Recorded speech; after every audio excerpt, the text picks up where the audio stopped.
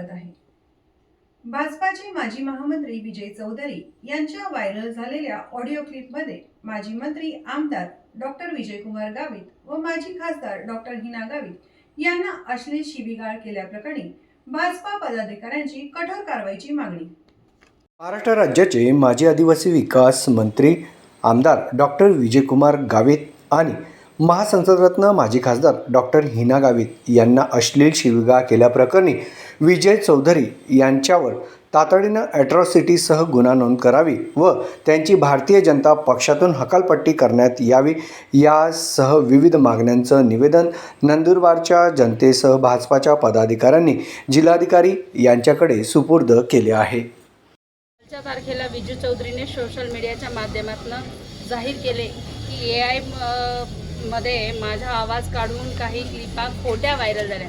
विजू चौधरीला म्हणा तू वेडा आहे की काय, हे कोणाला सांगतोय? आता टेक्नॉलॉजी इतकी पुढे गेलेली आहे तर CDR रिपोर्टपासून तर सर्व काढणार। काय खोटं बोलतो, खोटं बोलायलाही मर्यादा असते। एवढ्या क्लिपा व्हायरल झाल्या 5300, जे आम्हाला माहिती आहे, माझ्या माहितीप्रमाणे।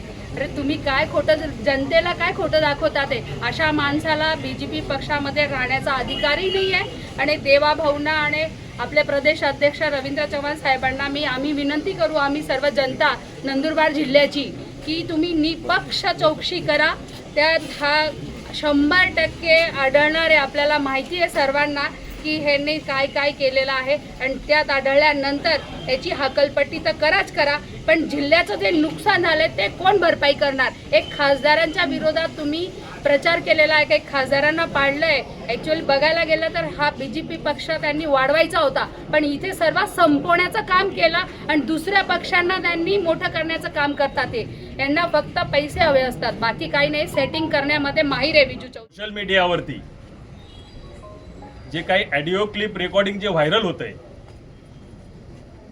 तर या भारतीय जनता पार्टीचे माजी महामंत्री विजयभाऊ चौधरी ज्यांनी या नंदुरबार जिल्ह्यामध्ये भारतीय जनता पार्टीचं रोप लावलं आणि एवढ्या मोठ्या संख्येने भारतीय जनता पार्टीची या ठिकाणी आदरणीय गावित साहेब आणि गावित परिवाराने जे पक्ष वाढवला, तर संघटन वाढवलं।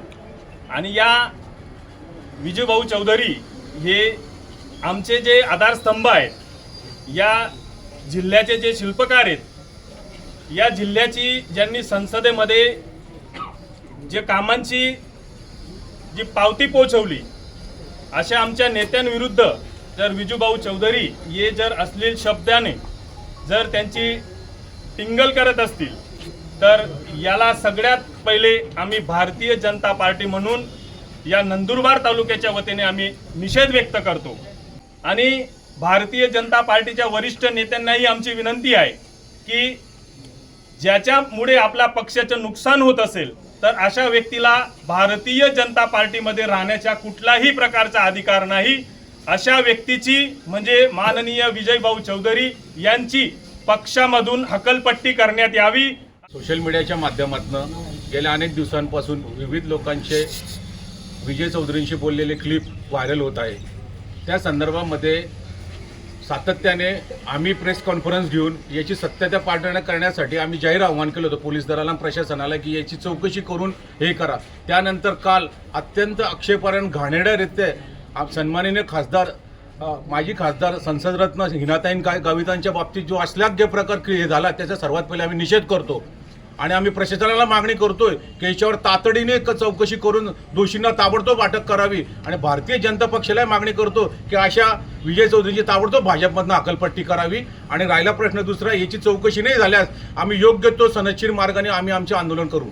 अशा व्यक्तींबद्दल पक्षाचाच एक राज्यस्तरावरील माजी राज्यस्तरावरील एक नेता अपशब्द बोलतो, त्यांना शिवीगाळ करतो आणि ज्या पद्धतीने ते रेकॉर्डिंग व्हायरल झालेल्या आहेत, तर त्या आधाराने तसेच फक्त त्यांच्याबद्दलच नाही, पण काही राज्यातील बडे मंत्री देखील यांच्यामुळे गोत्यात येऊ शकतात। म्हणून आमची आदरणीय देवेंद्रजी फडणवीस साहेब यांना विनंती आहे, प्रदेशाध्यक्ष रवींद्रजी चव्हाण साहेब यांना विनंती आहे की अशा व्यक्तीची जे विजय चौधरी यांनी जी पद्धतीने टीका केलेली आहे आणि जी शिवीगाळ केलेली आहे, त्याच्यावर कारवाई म्हणून त्यांना पक्षातून निलंबित करावं, जेणेकरून आपल्या पक्षाची बदनामी होणार नाही। आणि योग्य ती कार्यवाही प्रशासनाने देखील करावी अशी आम्ही आमच्या मार्फत आपल्या मार्फत